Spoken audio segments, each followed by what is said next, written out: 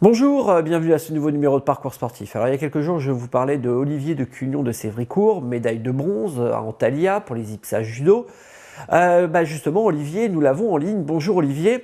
Ma première question, tu es médaille de bronze. Comment a été pour toi la compétition? Quelle a été ta vision? J'ai eu un tirage qui était pas facile au départ. J'ai pris un Américain.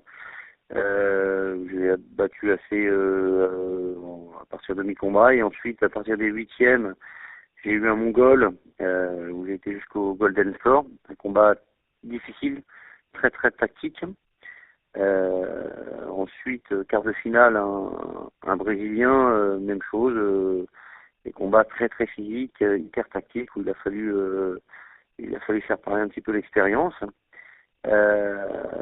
Ensuite, je perds en demi-finale sur l'Azéri qui est vice-champion paralympique, pardon. Et lui, en fait, a une autre tactique. On s'était déjà rencontré dernièrement au championnat d'Europe. Et il a mis une autre tactique en place. Et effectivement, c'est pour ça qu'il m'a battu. Et ensuite, pour la place de 3, j'ai rencontré un Ukrainien. À qui j'ai mis une belle boîte, voilà, un joli hippon. Pareil, je l'avais pris l'année dernière et il m'avait battu par équipe. Donc content de la journée parce que c'était une journée très longue, très difficile sur le plan physique et au niveau psychologique parce que l'année dernière à la même époque j'étais passé au travers des championnats du monde où je perds en quart de finale. En rentrant de France, j'avais appris par les médecins qu'en fait j'avais continué à...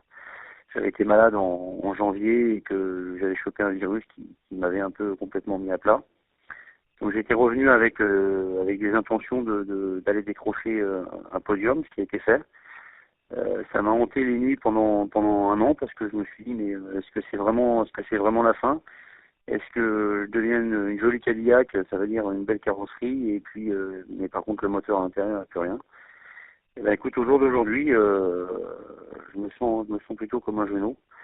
Et la force d'une Ferrari, je vais peut-être pas aussi vite, mais je suis déterminé pour aller chercher justement le Saint Graal qui est une médaille au jeu.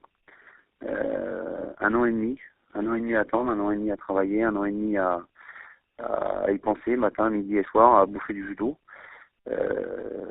On est dans un sport c'est un sport de combat, il faut être déterminé. J'aime beaucoup l'image de la Ferrari, Olivier. Mais alors, comment fait-on pour réussir? Quels sont les secrets de fabrique pour réussir en judo? Et c'est la différence qui fait entre le premier, le deuxième, le troisième et ceux qui ne sont pas médaillés, c'est la détermination. On est dans un sport où si t'as pas faim, tu gagnes pas. Alors, cette médaille, effectivement, elle m'a ouvert l'appétit. Et bien, j'espère que la prochaine échéance, qui sera une échéance européenne au mois de novembre, elle va continuer et que ce sera encore un tremplin pour arriver aux Jeux de Londres dans les meilleures conditions.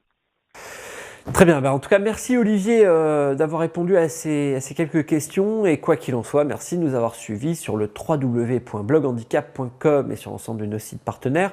Encore une fois un grand merci aux équipes d'IPSA Judo et du handisport judo en règle générale qui font le maximum pour nous envoyer toutes ces informations et répondre à nos questions. Merci et à bientôt, au revoir.